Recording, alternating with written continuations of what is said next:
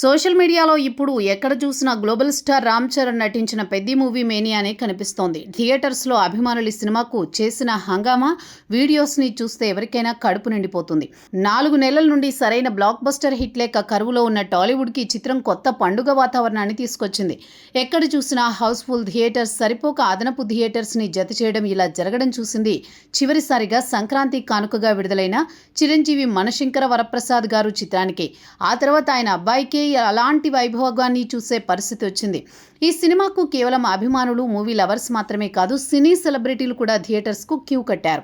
వారిలో most crazy hero Sri Vishnu కూడా ఉన్నాడు. ఆయన ఓ థియేటర్లో పెద్ద చిత్రాన్ని వీక్షించి కెమెరాకి కనిపించకుండా దొంగచాటున వెళ్ళిపోయారు. వీడియో ఇప్పుడు సోషల్ మీడియాలో తెగ చక్కర్లు కొడుతోంది.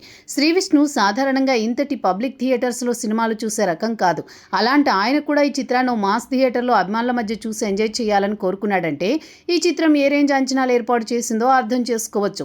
కేవలం శ్రీ విష్ణు మాత్రమే కాదు, రామ్ చరణ్ సతీమణి ఉపాసన కూడా శ్రీరాములు థియేటర్లో అభిమానులతో కలిసి సినిమా చూసి పేపర్స్ గాల్లోకి ఎగరేస్తూ ఎంజాయ్ చేసింది.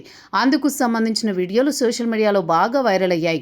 అదేవిధంగా రాజమౌళి కుటుంబం మొత్తం ఏఎంబి సినిమాస్లో చిత్రాన్ని వీక్షించారు. ఇక మాస్ మహారాజా రవితేజ కుమారుడు మహాధాన్ కూడా ఈ చిత్రాన్ని ఏఎంబి సినిమాస్లో వీక్షించాడు. అందుకు సంబంధించిన వీడియోలు కూడా బాగా వైరల్ అవుతున్నాయి. ఇవన్నీ ఒకెత్తైతే శ్రీ విష్ణు వీడియోనే చూసేందుకు చాలా ఫన్నీగా అనిపించింది. ఈ వీడియో మీకోసం.